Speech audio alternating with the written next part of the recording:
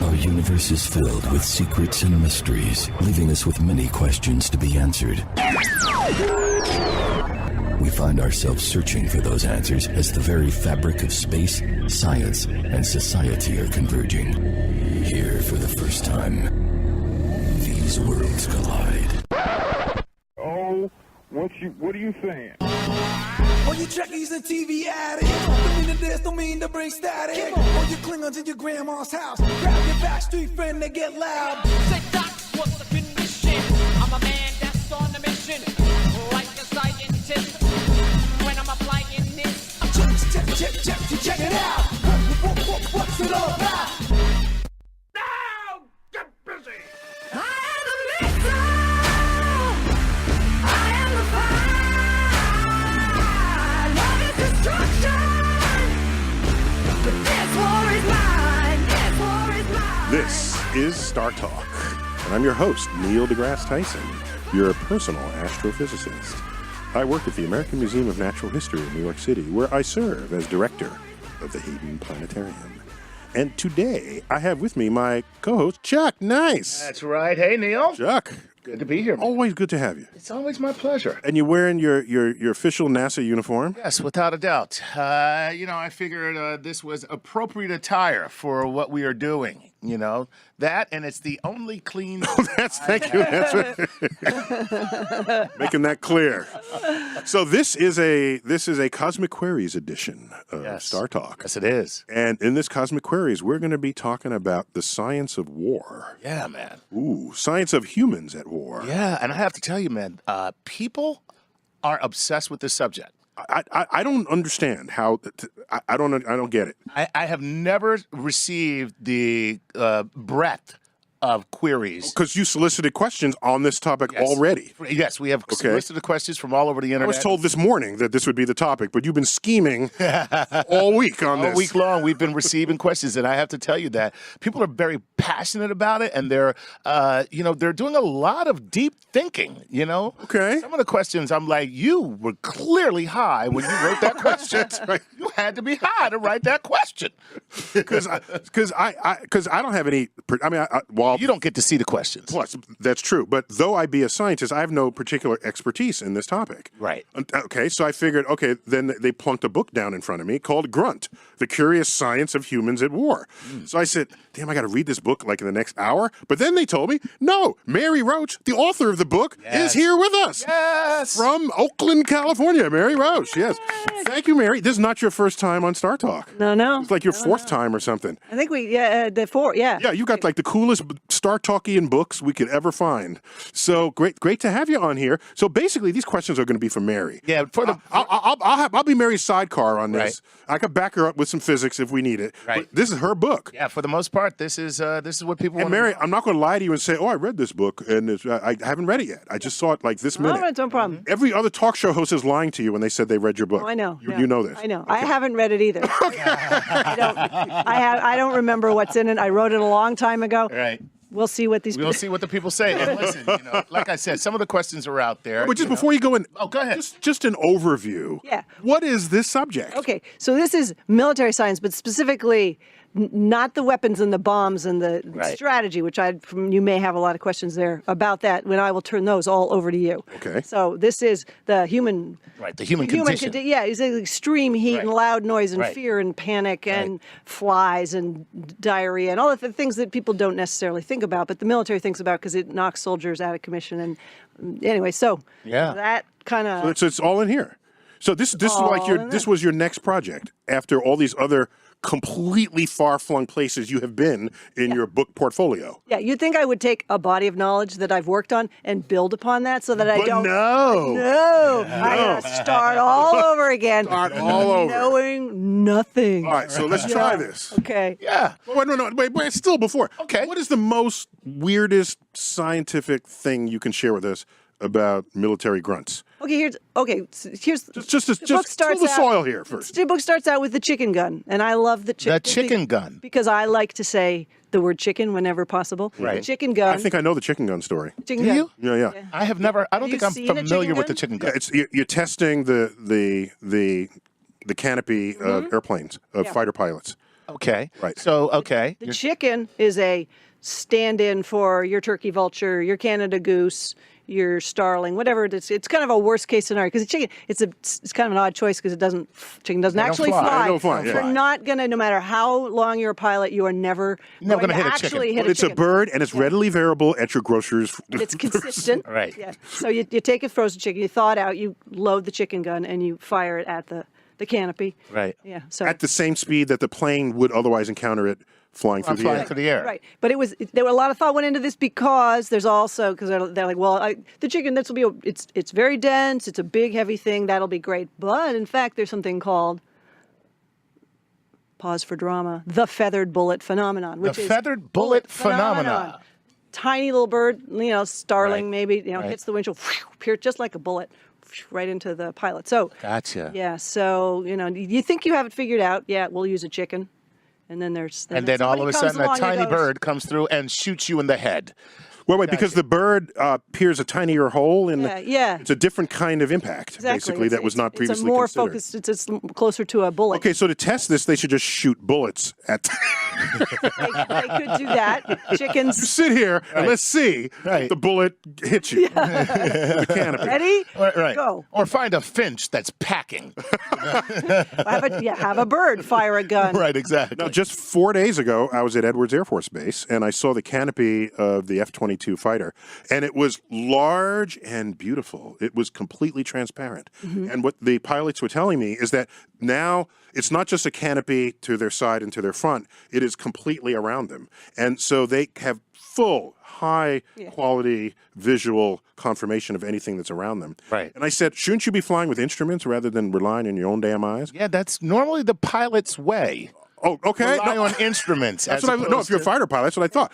But anyhow, let's get to. So that's So a anyway, good, interesting example. The chicken gun. The chicken gun. The problem I found out is that when birds and planes take off into the wind, so the birds are like, heading along. They're not looking behind, so they don't have a visual awareness to get out of the way. So that's a problem. They're not looking at what's coming at them. Right. The Right. plane's coming up from behind. Boom. But for me, that's one of the most beautiful metaphors. Do tell. It's in life. Here we go. When the wind is against you, Right. remember that is exactly the condition To take flight. planes take flight. Wow. And that is a beautiful metaphor. Right. Mine is when And the wind Canada is... geese.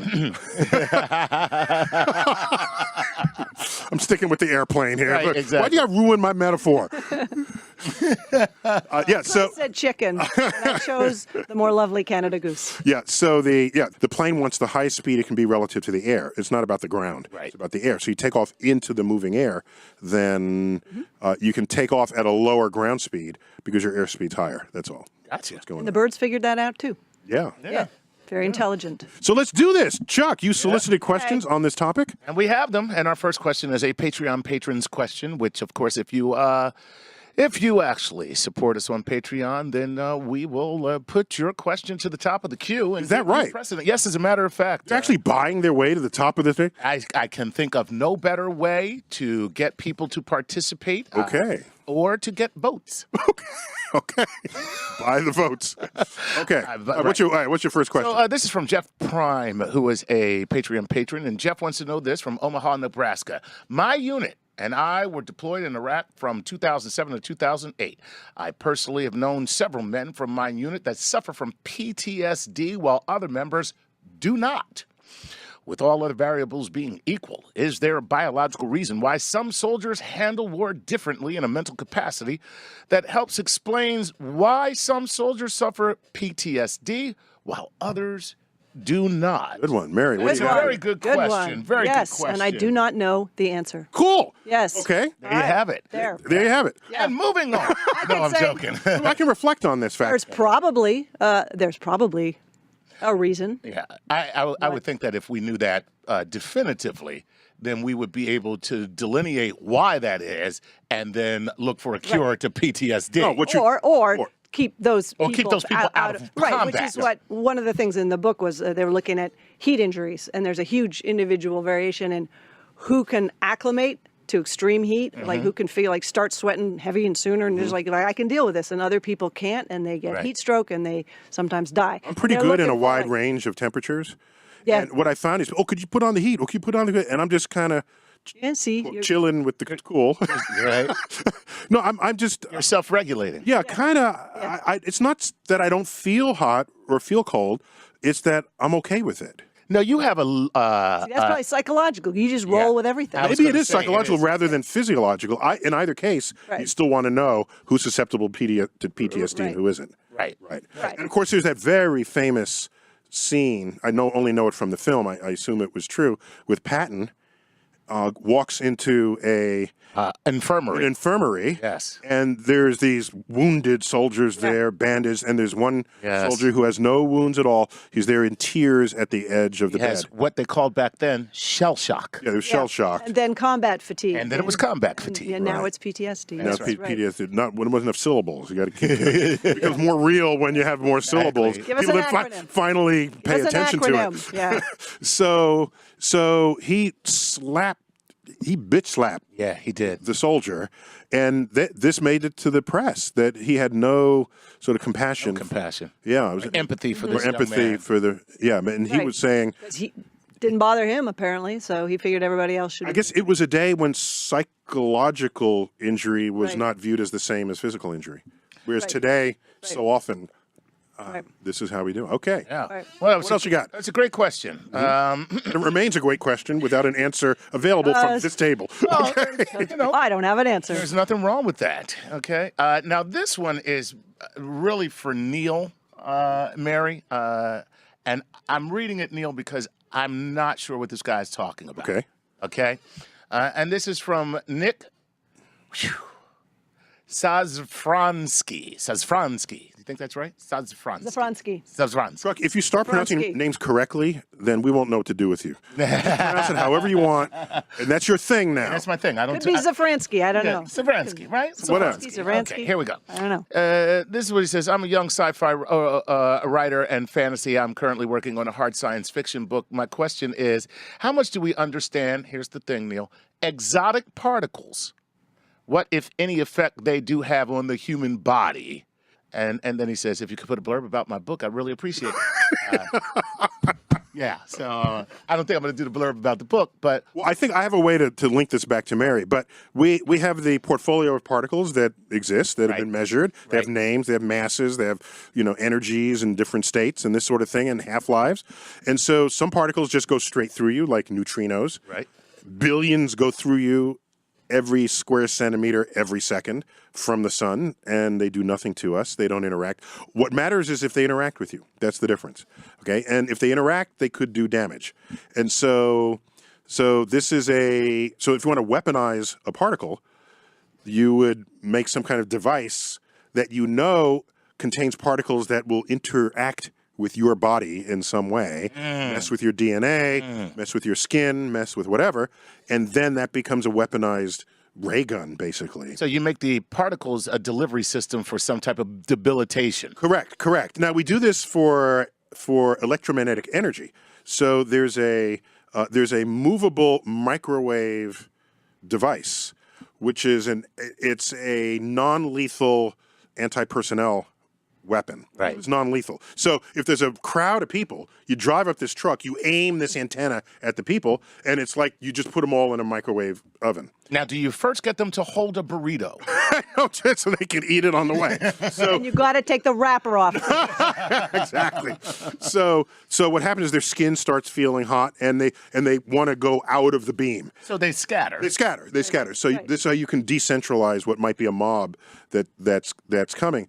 Is there any discussion in the military about weapons, the effect of weapons on people that are not just guns, your traditional? Well, there was, not in this book, but one of my previous books, there was infrasound. I don't know which book this was even about. There was this. She's got so many books, you don't remember which book that was in that she wrote. That's pretty cool. Yeah, that's badass, actually. Yes, it's pretty badass. It's in some book that I wrote somewhere. I believe I said. So what you all do is like buy them all. Buy them all, lay them out, she can point to it. And you let me know. That's it. You buy them all. Exactly. Right. So yeah, but infrasound. There was this talk about that the military was looking for non-lethal weapon, I think it was. Supposedly it would, it was infrasound, and it was like long, slow, Low frequency waves. frequency, and that it would have the same resonant frequency as some of the internal organs. So it would create fear, nausea, terror. But yeah, it never. This is like in Jurassic Park. Never went anywhere. When T-Rex. Yeah. Like the liquid in the. Yes. Right, and you see the vibration in the liquid in the glass. Right. That type of deal. Yeah, like they would launch a ball of infrasound. But anyway, I could never find That'd be a knob. There'd be T-Rex would be one of the settings. Right. Yeah. By the way, the Exactly. military doesn't have to look for that. We already have it. It's called One Direction. Yeah. They're a boy band. Well, there was some concern about, NASA had concerns about, because the engines were putting in a launch, they would be putting out tremendous amounts of infrasound, and they were afraid they were going to deliver jelly to the moon, that it was that intense. But I think as it turned out, it wasn't. But in fact, they do have what they call a sound abatement system, and before every launch, in the seconds before they ignite the engine, you see this basically a swimming pool's worth of water dumped onto the launch pad. And the water absorbs the acoustic reverberations. That's right. They were worried that the acoustic reverberations would just completely tear apart the entire bottom half of the rocket. Right, like the singer with the glass breaking, shattering. Yeah, exactly, yes. Yeah. Except now, so what they do is they put in the water. That absorbs the energy, and that way the energy doesn't hit the rocket again. So next time, watch very closely every single launch. And they're big tanks surrounding launch pads. They're water tanks. Bada bing! And then the vibrations hit, it vaporizes the water. So some of the smoke you see coming out is steam, basically. That's cool. Vaporized by the energy, the acoustic energy of vibration. That's amazing. Give me one more question. By the way, that is the exact sound that it makes when the water is dumped. Bada bing. Bada bing. Awesome. It's awesome. Bing. 3 words. Give it to us, Chuck. Okay, here's a quick one since we don't have a lot of time. Tech Advancement Through Wars from Maddie Stark on Facebook says this.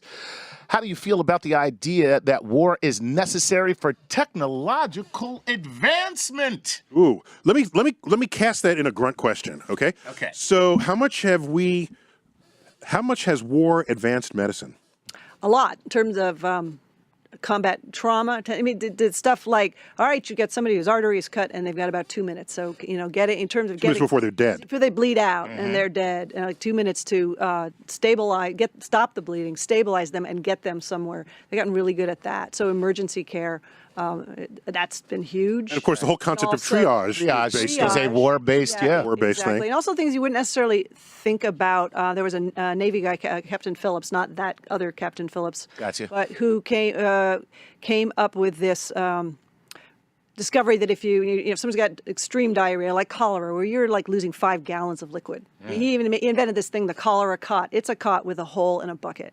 You're going to die quickly because you're just leaking. Right. You're leaking. But so what has he invented? The bucket? Why is that's not an invention? Well, the cholera cot was one invention, but not the important one. The important one was if you add glucose to the rehydration fluids, it enhances absorption of the fluids and the salt. So now you can drink them rather than hook up an IV. So in a third world country where somebody, they don't have to make their way to a clinic and get hooked up to an IV, they can actually drink this stuff, and it's saved, millions of lives. Because it's still like some million people die. So here's a morbid question. You ready? I'm ready. I'm always ready. Have more lives been saved by the medical advances from war than lives that have been lost from the waging of war itself?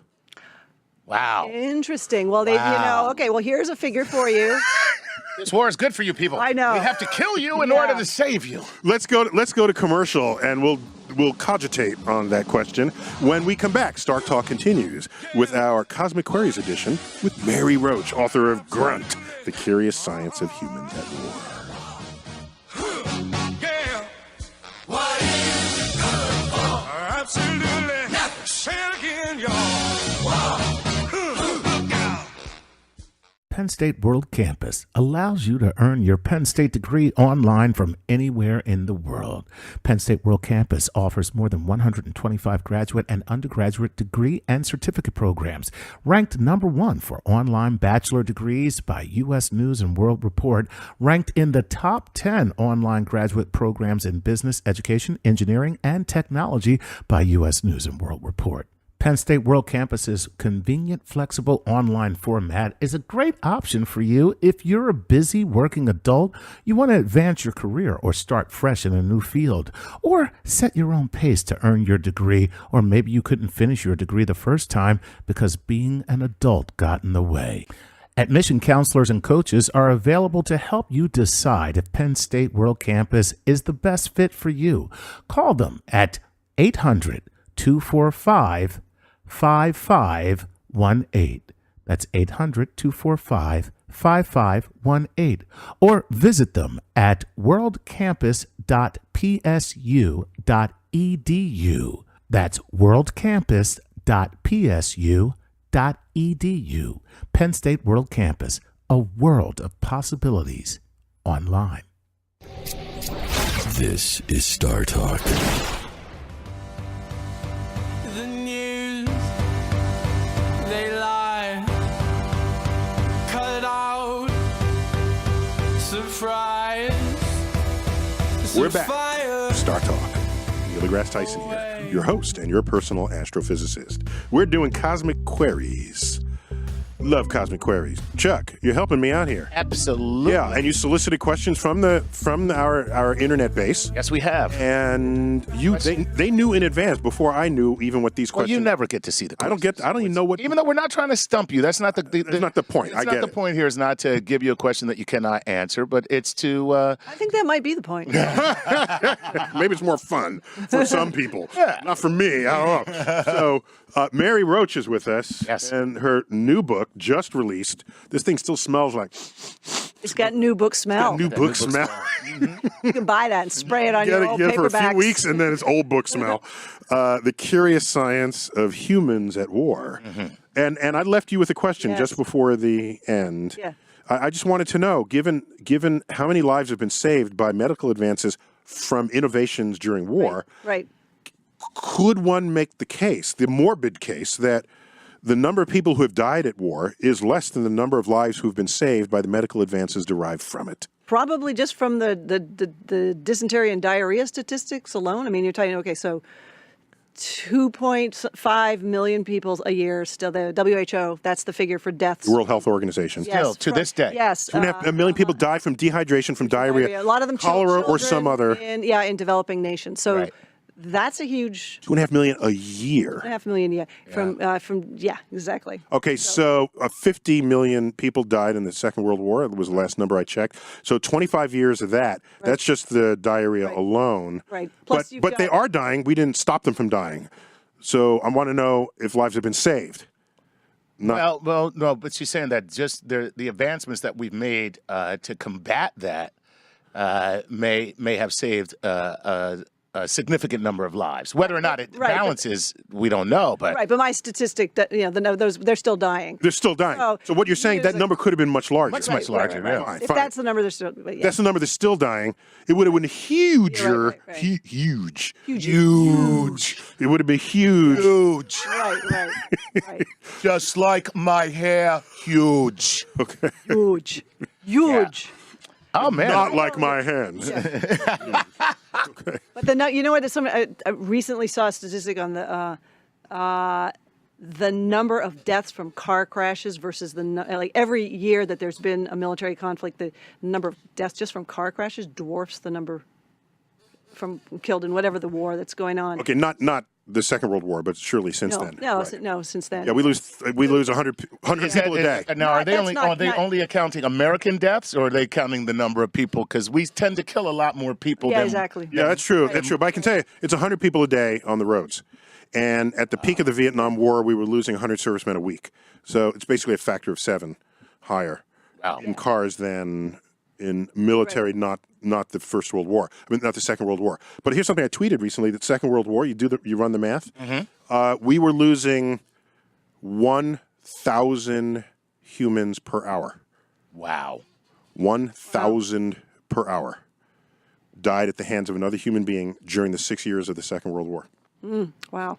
That's insane. Yeah, it's insane. However, the Mexican-American War, 7-to-1 ratio, disease to combat injury. Dysentery diarrhea, malaria, 7 to 1. Of course, it's like Mexico and diarrhea. They're always going to be linked. Wow. Yeah, I know. That's so Poor true. Mexico, even back then. Even back then. Don't drink the water. Back then. Yeah. So, there was that quote, William Osler, dysentery has been more fatal to soldiers than powder or shot.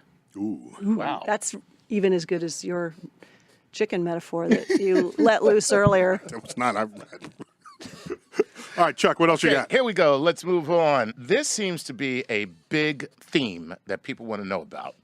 And this is from Heron Filth. Okay? That's the name. That's how you're pronouncing the name, but go on. No. F-I-L-T-H. Let me have fun with how you can't pronounce stuff. Okay. All right, go on. Maybe he It's just wrote it. filth. Maybe that way wrote it that way to mess with me. All right. Here we go.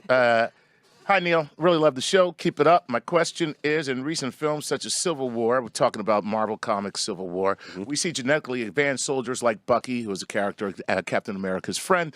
I'm sorry, I'm translating as he asked the question. And the Winter Soldiers, also part of the genetically modified soldiers. Could super soldiers eventually become a reality? If so, what are the biological implications of doing such a thing? Greetings from Mexico City. Whoa! Yes. This is a show for you. Wait, so Mary, Go to Mexico City. It's supposed to be great. Mary, are there studies of have there been attempts to modify the human physiology in war? I saw this amazing paper, DARPA. You know, DARPA. DARPA's the way outside the box. Defense Advanced Research Project Agency. Yes. It was a paper. It was speculation. It was not projects that are underway, but they were listing like. In fact, one of the whole points of DARPA is to have highly speculative research that could break open a whole new field of military might. So Okay. this was in particular modifications to the human body. What could we do? And inspiration from the animal kingdom. So they were looking at unihemispheric sleep, which you have in marine mammals and in some geese and ducks. And Right. Sleep with one eye open. One eye open. Yeah, Right. exactly. So they funded some research, so some basic research into marine biologists and bird people. Ornithologists would be the word. I call them bird people. Yeah, okay. Look into Bug this. people, I call them bug people. Okay. Yeah, the butt people have probably been doing some work too. But just looking into like how does this work, and could we foster this and somehow make our soldiers able to sleep? Because sleep deprivation is huge, and it very affects much. your performance, your military performance. So if there were a way to sleep with one half of the brain and keep the other eye open to make sure nobody's sneaking up, Then you on swap brain halves. Then, Right. yeah. Presumably both halves need Like sharks. Yeah. Right. Yeah. All right. So there was that. It was an amazing list. There were things like the human llamas, or could you somehow have more hemoglobin for mountain warfare? Could you make somebody able to kind of Sherpa-ize them quickly to be able to breathe, to function better at high altitudes? I do remember. Surgically installed gills was on the list. Wow. Whoa. Okay. Now, see, Yeah. that's That'd be like Waterworld right there, wouldn't it? Yeah, Yeah, exactly. What a Does Kevin Costner know about this? That's right. We're gonna work on. That was We're gonna creepy try him when out he- first. When he came around his neck and you saw the gills Yeah. in the movie. Yeah. So here's my take on that. Not that anybody asked, but I'll tell you my take. In the early days of space exploration, there was all this talk about modifying the human physiology to accommodate the stress and strain on our body in space. And in almost every case, they came up with an engineering solution to the problem rather than a biological one, where it therefore was not invasive to the human body. They would talk about, is there some pill you can take where the brain would not require as much oxygen when you do a high G turn out from as a fighter pilot might when they're turning around, and that way your brain wouldn't need as much oxygen and then the engineers just developed these suits. Right, where they just They squeeze your leg. Squeeze your leg. Blood ain't got no way to go. Right. Right. So many of these are injured. How about one where you don't feel nausea in 0G, or you can just spin up the space station and create 1G. So do you want to make bulletproof skin, or just make Kevlar and wear a bulletproof vest? Right. So I want the bulletproof skin. I'm just saying. you're just saying. I'm just going to go on record and say the bulletproof skin is what I would go for. So I'm more Tony Stark on this. Give me Either suit. Give me the power, the money, and the brains, and we'll make anything we need. Okay. I will be able to fly. That's cool. Yeah. That's cool. No. All right, what else you got? All right, here we go. Johnny Glasgow from Facebook says, "Hi, Neil." That would be Facebook. Our followers on Facebook. Our followers on Facebook headquarters. Right, Okay. exactly. Right. He's not actually having coffee with Zuckerberg right now. He says, "Hi, Neil. Hi, Mary. What scientific advances made during wartime have the biggest positive effect on our civilian lives today?" I'm going to have to go with the medical stuff. The medical stuff. Yeah.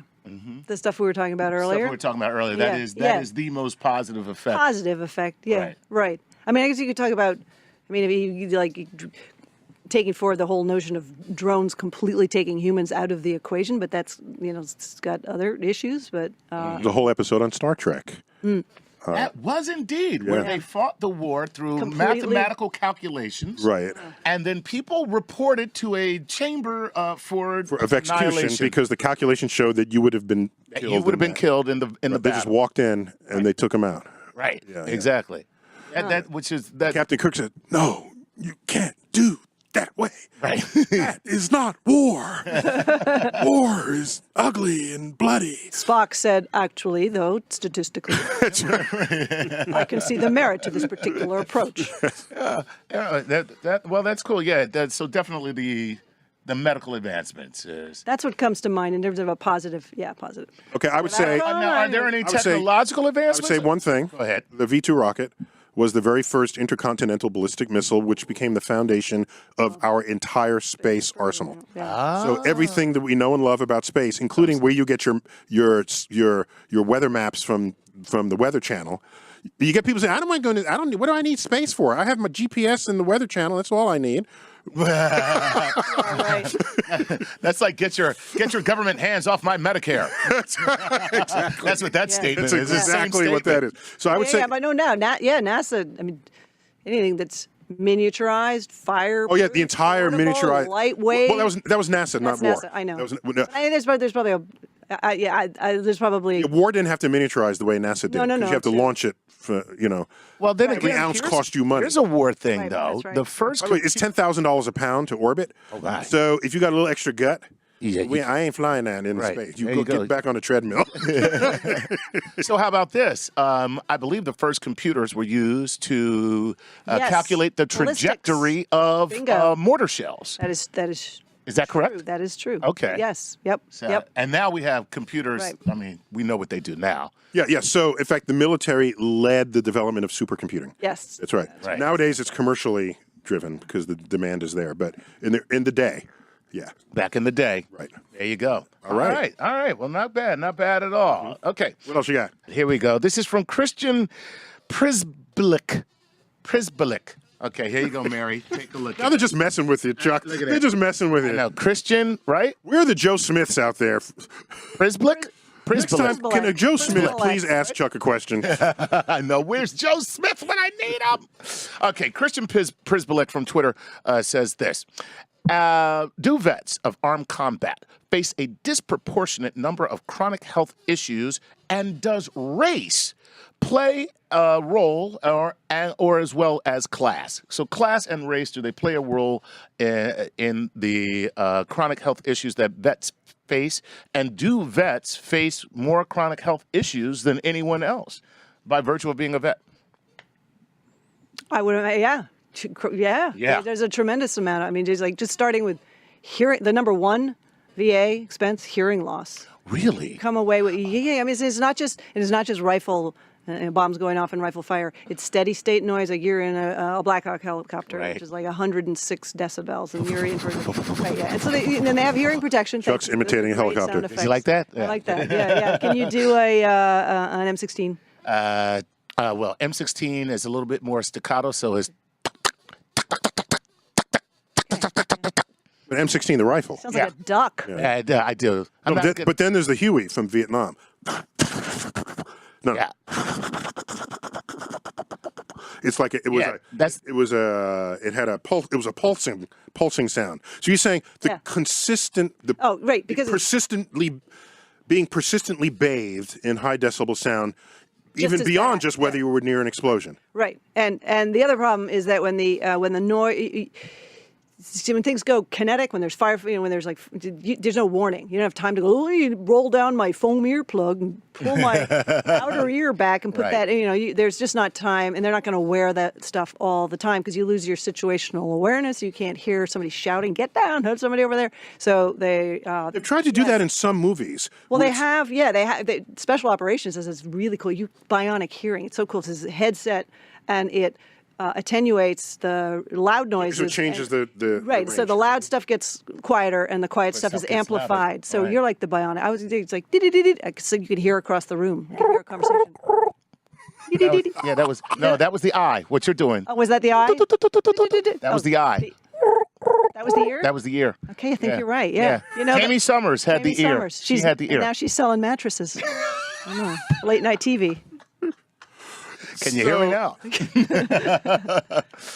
So that's interesting. So anyway, but that's the biggest one. But then, you got a traumatic brain injury, and you got and orthopedic stuff. I mean, if you're in a vehicle that is designed to withstand an IED going off, you'll survive. You survive, but you like the bottom of it would come up and slam into the foot and the pelvis and the spine. Speaking of that, kinds of just wear and tear on your body, even if you're not blown up. So speaking of that, and this question is from... So these are veterans that have been in combat, right? Yes. Not just veterans, generic veteran. Right. Because most veterans have not been in combat. Right. So... so do they have more... Well, I don't know. Well, I mean, we but presume it's combat veterans. We would have to assume because, I mean, I'm going to say carpal tunnel doesn't count.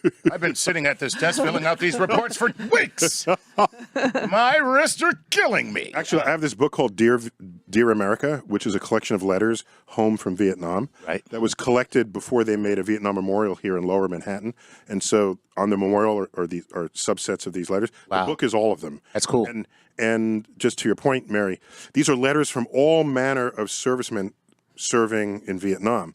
And there's some talking about like their friends getting blown up in front of them and wading through the muck and mire and the mosquitoes. Right. And then there's another letter of someone who's in an office in Vietnam saying, I can't, I don't want to laugh, but it's so hot in here. It's almost 94 degrees, and the fan doesn't work. These working conditions are unbearable. It's like, do you have any idea what's going on around you? Around you, right? My typewriter keys are sticking. The humidity. So I think it's your biggest problem is your biggest problem. That's really what that is. Yeah. Whatever your biggest problem is, that's your biggest problem. Wow, that's cool. Chuck, how many questions can you squeeze into this? All right, you know what? Try it. Go. Here's the deal. We're gonna go philosophical. Les Ollenhauser says, do you think there can be, or ever has been, something that can unite humans so effectively as war? What a profound question. Mars mission. Ooh, look at you with the Mars mission. Landing a human Mars mission. I think everybody's going to tune into that, right? Don't you think? I don't know. Well, so I let me agree and add to that. So I've thought a lot about things that unite humanity. Okay. So one of them is war, which is the largest organized unification of humans that we experience. Nothing mobilizes us like a good war. Exactly. And what odd thing is that it mobilizes us against one another, but it's nonetheless mobilizing. Another one is the Olympics. True. And another is the World Cup. Which, by the way, is a metaphor for war. Yes, it is, actually. And so, too, is the World Cup. Exactly. Except you don't end up dead at the end of it. Right. So the World Cup, the Olympics, and the International Space Station. Okay. When you look at the cost of the International Space Station, the number of countries involved, it is the greatest collaboration of nations outside of the waging of war. Really? You look at just the total investment that has gone in it. Basically $3 billion a year plus. So, yes. So I agree landing on Mars could do that if it's done as a global national consortium. As it's done, Which it would be, wouldn't it? I mean, don't you think? It can be, but I don't have enough confidence in the human species to think that we wouldn't do it out of competitive urges rather than cooperative urges. So you're saying that if we make it a reality show competition between countries, we're more apt to go to Mars than if we were just to wait for us to finally come together. My feeling is that your urge to be innovative is greater stimulated when you're in competition than when you're in cooperation. That's my feeling here. Okay. As capitalism at its best reveals, where Right. I want your money. I don't want you to give your money to the other person. So now that competition drives me to be better than the other guy. There it is. Gotcha. There it is. I think we're out of time. Oh my gosh. Oh my gosh. Well, let me just Mary. Yeah. Let me break ranks here and pull away from Chuck's questions. Okay. Is there one other thing you want us to know about your book before we end Star Talk today? Oh, gee, it's a dark topic, but it's an interesting, quirky, fun read. I don't want people to get. I mean, war is serious, but people in the military have a good sense of humor, and it's You have to, I think. you Yeah. have to. Anytime there's death involved and life and death and all that, so it's fun. It's fun. And you interviewed servicemen? I was on a nuclear sub. I was in Camp Lemonade. They let you in? It took me a year and a half to get on. Yeah, I know. Yeah. Yeah, they did. Yeah. That's pretty cool, actually. It was cool. Yeah, it was cool. So I was all over the place, and it's an interesting. It's a foreign culture, and like any foreign culture, it's just a really interesting place to go and to learn about. So. Cool. Mary, thanks again for being on Star Talk. Thank you. So, and so I want to be on your tour list every single time. Oh, you bet. Okay. Uh-huh. Oh yeah, you'll never. I want to be like the only show that had every one of their damn books. Right here, we get them You're all. 6 for 6. So. Well, we got to close out this part of the show when Star Talk returns. Chuck Nice and Bill Nye take over the studio for a segment of maker-themed cosmic queries. Yes. Brought to you by Google. That's right. Maker-themed. That's a whole new thing people are getting into. Yeah, and it's kind of cool because they're encouraging people to be makers. Yeah. To innovators, inventors, I think we had lost some of that over the last couple of decades. Yes. And it's nice to bring it back. And now it's technologically, it's IT-based for a lot of it. Absolutely. Yeah. All right, Chuck, I'll look forward to that segment. I'm out of here. We'll see you guys next time on Star Talk.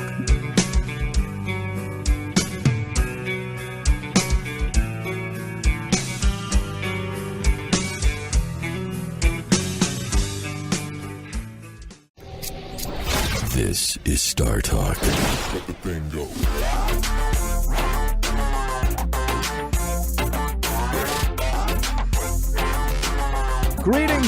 Greetings. Bill Nye here, your host of Star Talk Cosmic Queries Edition. And I'm here with worldwide citizen Chuck Nice. And Chuck, This is no ordinary Star Talk Cosmic Queries Edition. Oh no. What is not? It's special.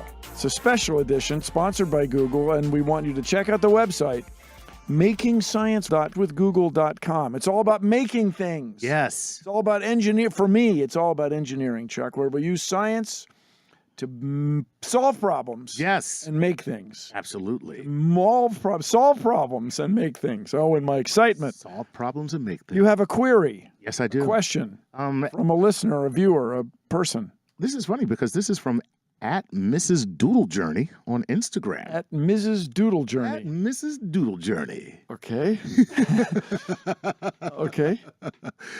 What is the best way to make a portable greenhouse? So I suppose she's looking at this. If I were, no, this weekend. Really? Yes, with clear plastic inflatable dome. That's what I do. That's it. That's all you really need. What's what I do. People play tennis under inflatable domes. People make inflatable domes for their backyard for fun. Right. Held up by a fan. Right. So I could easily imagine a clear plastic dome. You carry it in essentially a backpack or a shopping cart or a hand truck. Right. And you show up at wherever you want inflatable dome zone and turn the bad boy on. And the fan to hold the thing inflated will run off a solar panel connected to a battery that would keep the thing inflated all night. I did that without even, just from the hip. I'm going to tell you, that was impressive. And then in space, it seems like it would be just the same thing with a lower pressure inflatable dome. And plants do seem to grow okay in space. You know, that's a little game they play up there. Right. So as long as you have the right soil. Or the right, hydroponic medium. Right. Can I say medium? I like that. Here on the radio, medium. I like hydroponic even better. Yes. And then you can grow stuff, I guess, portably. Awesome. But still, so far, you still need light, a source of light and water and hydroponic Well, that's why they have nutrients. lamps and closets. I'm sorry. I'm thinking. I can't hear you. different. Don't know what you're Where did talking that come about. from? Yeah. But you know, changing the subject to what used to be illegal illegal agriculture at home. Yeah. Looks like that's all going to be legal soon enough. Well, it should be. Let's be honest. Can I ask as a fellow citizen? Yes. I don't want to breathe the secondhand smoke from the legalized and properly taxed marijuana sales. You do not want to breathe the. I do not want to breathe the secondhand smoke. Well, that's why they'll have coffee houses where can go in designated areas for people good. who and enjoy grown that. in an inflatable greenhouse. Exactly. Maybe in an inclement place.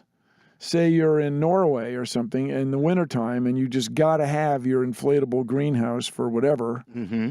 You could do that. Or your coffee house. Enjoyment. Enjoyment, right. But just don't make me breathe this. I just never like the smell, if I may whine. Just never like the smell. And you worked in nightclubs for 100 years. Yes. Everything smelled like smoke. Well, Everything. well, that was one of the great things about moving here to New York City. Was shortly after I moved here. When was this? 1999, exactly. But shortly thereafter, the mayor said, "No more smoking in anywhere. We're going to get rid of smoking." And interior spaces. No interior spaces. And everyone lost their mind. Thought the place was going to go out of business. It was going to go out of business. Got it, and especially the restaurants. the restaurants, and more importantly, the comedy clubs, because they're like, "What are you talking about? That's all we do here. All we do here is smoke and drink. That's all that happens here." And so occasional laugh is told. And we don't even care about that as long as people are smoking and drinking. And sure what enough, happened is more people came, and they spent more money. Yeah. All right, so let's move on to Jennifer. You know Jennifer. It's a long last name. Oh my, Jennifer. Melcade. Anyway, Jennifer. Exactly. Coming to us from Instagram. Now, this is somewhat of an existential question. Like, dude. And so you're going to have to kind of really just branch yourself for a minute. Right. Hey, Bill, what's next after 3D printing? Jennifer, I don't know. I don't know, but I think additive manufacture of all sorts is in the future for sure. You know, you can design shapes you can make additively or 3D printing that you can't make through conventional machining. So what's after that? I guess molecular scale 3D printing. Oh, or atomic scale. Look at you. You had it in you. Yes, atomic scale 3D printing. 3D printing. Individual atoms placed on, let's say, substrates of exotic new future circuits. Wow. Extremely compact. Hustling against Moore's law, you know, where every 10 years we double the amount of memory in a given volume. Right. Yes, that's the future, Jennifer. I've answered it succinctly. And you can take that to the bank, Jennifer. No, it seems reasonable. No, it does seem reasonable. All right, so now, okay, so these names. Oh. All right, so go ahead. All right, so this person, I'm going to call you Yoy, okay? Yoy, that's pretty cool, actually. Yoy, all right? Hey, Bill. I think you mean yo. Or yo. Yo. You could stop right there. Yeah, yo, Bill. Yeah. Yo. And it says, hey, Bill, what are the limits of 3D printing? Don't cop out and say the human mind, Mr. Science Guy. Do we know yet what we cannot do or could never do with 3D printing? Well, I think of something big. What's a big thing? Empire State Building. Empire State. I don't see why you couldn't 3D print it. No, and imagine the printer. How big does the Oh, no. The printer could go around. Well, not just that. The printer could go around the foundation in a big spiral. And it's going up to the sky indefinitely as long as somebody fed it spiral 3D printing fluid. You know what? Now that you say that, there are these window cleaning Autobots that they use, I forget the building in Australia. To clean windows. Yes, but robotically. And that's how they work. They just go around the building In a spiral, why not? And what's not to love? So, I mean, you can, in other words, think of it where the printer doesn't have to be bigger than the object being printed. Let's go with that insight. Right. Follow me? Right. I got you.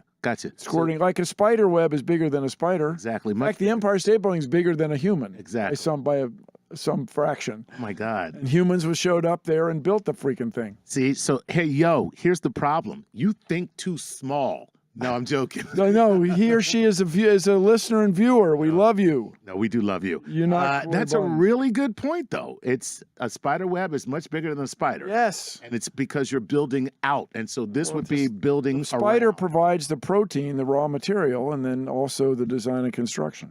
It's very cool. Think big. Think big. Doesn't have to be a spiral. That was Uncle Bill just kind of jamming. Mm-hmm. All right, here we go. Swanson Dinner. Swanson Dinner wants to know this. Our good friend. Our good friend Swanson Dinner, Swanee, says 3D printing seems like a great way to pave the road for human colonizations of Pave the road, get it? Solar system. Well, that's it. That's what we want to do, is have 3D printers on board spacecraft that would make everything an astronaut needs when he or she needs it, rather than packing all this stuff. Right.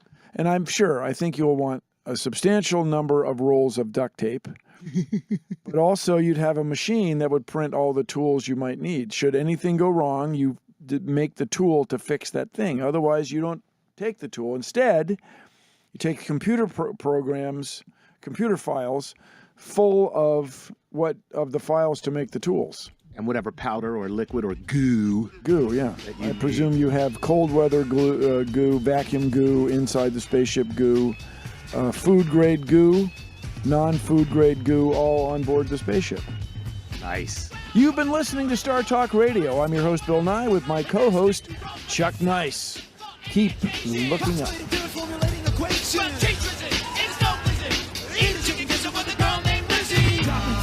Like Galileo dropped the orange. Hey, the show is over and we're talking about Penn State World Campus. You know, Penn State World Campus allows you to earn your Penn State degree from nearly anywhere in the world through a convenient and flexible online format.